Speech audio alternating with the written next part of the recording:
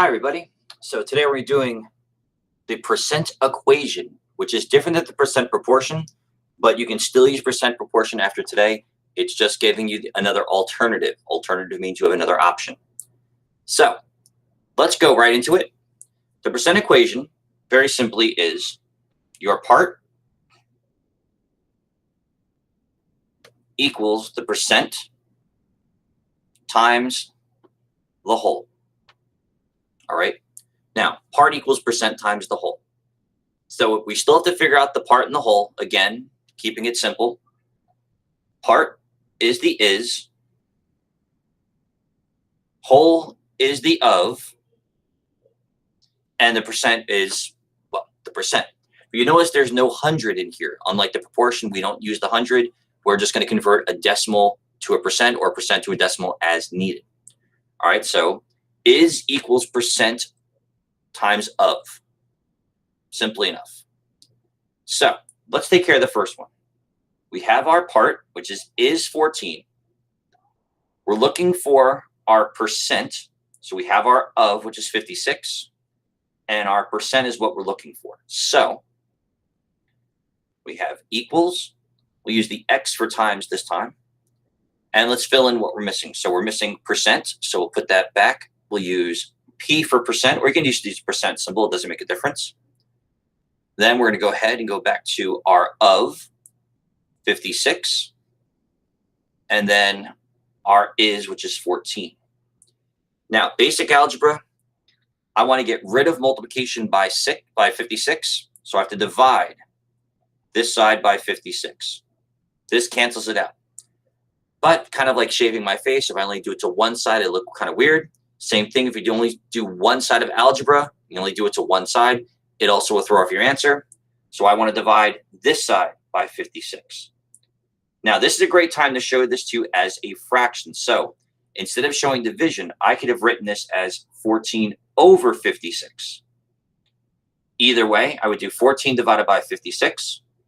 Let me get my calculator out here quick. 14 divided by 56, and we get 0.25. So this equals 0.25 equals my percent. I have to do one more step. I need to convert this to a percent. So I move it over once, I move it over twice, and I get 25% equals P. All right, so again, is equals percent times the whole. You're going to get whatever variables by itself. So in most cases, you'll be dividing from the right side to the left. The only time you want us to do that is when you're doing like a simpler one where we're doing ones like what is 110% of 80. You don't need to do this then. This will just be straight multiplication at 1.10 times 80. Again, why change it if it works? All right. So here we go. 36 is what percent of 40? Another version of this. 36 is, so that's going to be over here by itself, is what percent? So here we go. Percent of 40 times 40. So now I'm going to divide this side by 40. I'm showing it as a fraction because we can cancel it out. Divide this side by 40. 36/40, that's going to kind of scooch this down here. 36/40 gets me 0.9 equals my percent. But now I have to convert this decimal to a percent. So move it over once, I move it over twice, add my 0, and I get 90%. And there's your answer for that one. So number 2 would be 90%. Now let's go ahead and do a few other versions. 80 is 40% of what number? So again, 80 is by itself equals 40% of what number? So I'm going to write 40%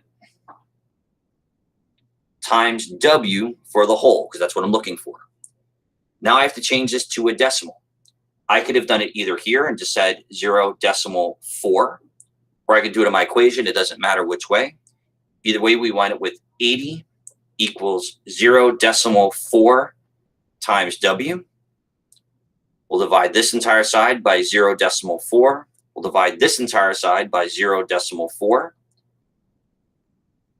80 divided by 0.4, we get 200. So we get 200 equals my whole. Now I could check this again by doing 40% for my check.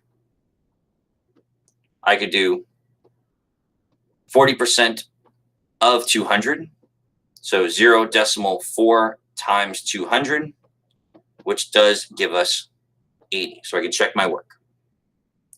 All right. And then for these, again, 110% of 80, just do it like we've normally been doing, convert to a decimal. So 1.10 or just 1.1 times 80 to equal 88. All right. So again, percent equation is going to be part equals percent times the whole, or is equals percent times the of. All right.